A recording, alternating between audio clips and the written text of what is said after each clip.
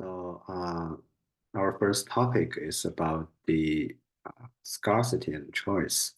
As we said before, economics will study individual firms or the identity's decision in the face of scarcity. So what is scarcity?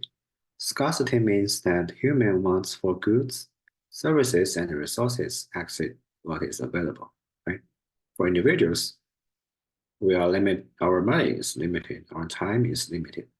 Money limited means that if we want to buy more, like if you want to buy one more laptop, you have less money left to buy your food, right? Time is limited. If you want to play more video games, you have less time to sleep or to study. For firm, capital, labor, they're also limited. For government, taxation funds are also limited. So if they want to increase spending in education projects, they have to cut spending in other projects like infrastructure construction, or they have to try to find ways to raise more funds. Right? For the society as a total, the land, population, all the resources are all uh, scarce. So when we doing our decisions, our resources are always limited. We are unable to have everything we desire. So we must make decisions about how we use our resources, right?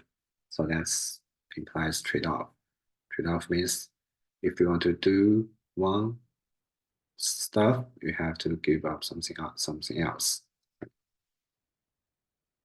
So for individuals or for households, trade-off or scarcity has a very clear idea of the representation, which is the budget constraint.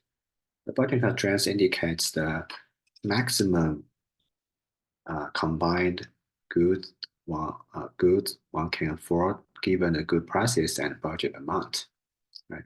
So suppose you have $10 in total, and you want to buy either burgers or the bus tickets. Right. The price for burgers is $2. The price for bus tickets 50 cents. If you use all the $10 to buy burgers, you can get 5 burgers and no bus tickets. That's your point A. Right? Instead, if you want to use all the $10 to buy bus tickets, you can get 20 tickets and no burgers because you have no money left for burgers. That's point F, right? And we connect point A to F. You go from A. If you want to buy some bus tickets, you have to reduce burgers consumption because you don't have enough money. Suppose from A to B, if you want to buy 4 bus tickets, which means you need $2 more. So you have to save $2 from burger. So you have to reduce consumption of burgers for 1 unit. So from A to B, you reduce you reduce 1 burger and buy 4 more bus tickets. That's the trade-off between burgers and tickets, right? Again, if we go to B to C, C to D, D to E, D to F, that's all the way of trade-off. So how to represent this budget constraint? So our total budget, left-hand side is our total resources. Right-hand side is our total spending. So our total spending equals to our total budget. Our spending is price times quantity. Price of burgers times price of quantity of burgers. Price of bus tickets times quantity of bus tickets, right? So our total budget is $10. $10 equals to $2, which is the price for burgers, times the quantity for burgers, plus $0.5, which is the price for bus tickets, times the quantity for bus tickets. So that equation will represent our budget constraint in this situation, right? So here is an example. Suppose our friend Leo, he has 24 hours in a day, which he can allocate between work. So if he work, he can earn money and to consume, or he can choose to have leisure, right? Given that his hourly wage is $10, how would you construct his budget constraint equation? So here we will normalize the price for consumption as $1. And also, how could you illustrate his equation on the graph with consumption on the x-axis and leisure on the y-axis? Please pause the video and think for a while to construct his budget constraint and draw the graph.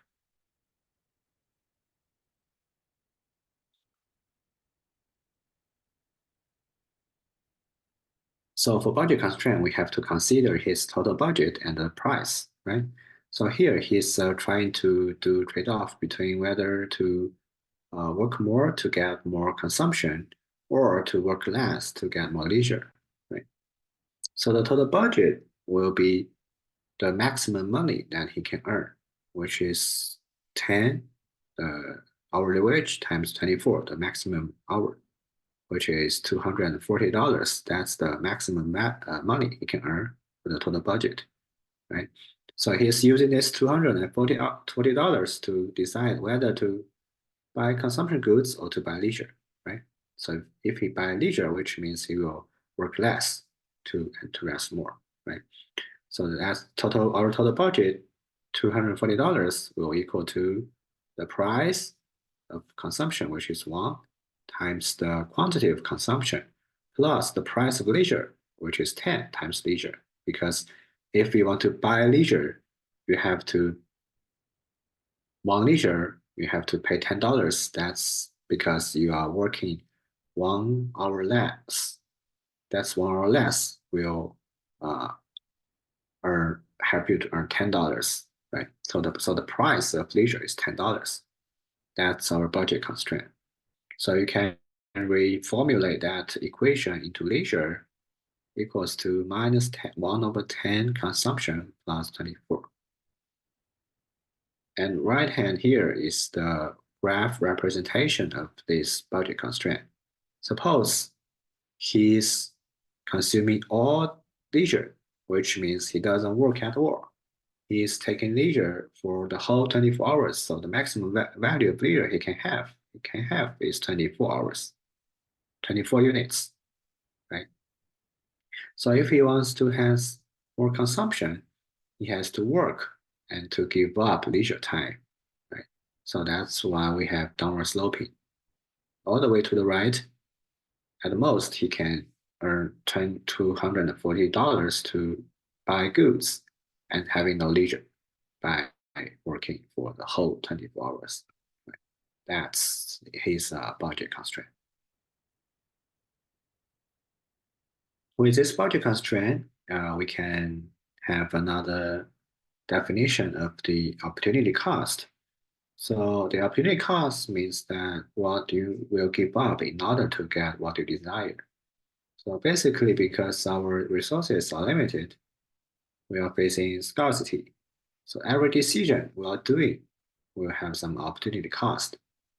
Suppose by watching this video right now, you are giving up all the video games, hanging out with your friends, concerts, games, right? And even other important stuff, right? So that's all you give up for watching this video right now. That's the opportunity cost, right? Also, your opportunity cost of attending the college is you are giving up the work opportunity to earn money and to accumulate your working experience. That's the opportunity cost to pursue a higher degree, right? So go back to the example of our friend Leo. If he wants to play video games for 2 hours, what's the opportunity cost? If he wants to play video games for 2 hours, which means he wants more leisure. So he has to buy leisure to work less, to earn less money. He will give up $20 of consumption goods. That's his opportunity cost for playing video games, right? So that's a very simple model for the construct our budget constraint because we only have 2 goods, but in reality, we are facing thousands of goods every day. right? And it's a very static problem. We are assuming that he is using all the money uh, for one decision, but in reality, we are facing our dynamic decision. We have to decide buy these goods or to every single time, every day, repeatedly, right? So that's a very simplified idea of this budget constraint. So people are trying to extend that idea into other more uh, reality. So suppose we can incorporate more goods here. If we have three goods, we will have our budget constraint in a 3D world, three-dimensional world. That's our how our budget constraint looks like, right? So even if we can incorporate even more goods in a higher dimensional space, that will be more that will be less straightforward to have the graph representation, right? So that's our budget constraint.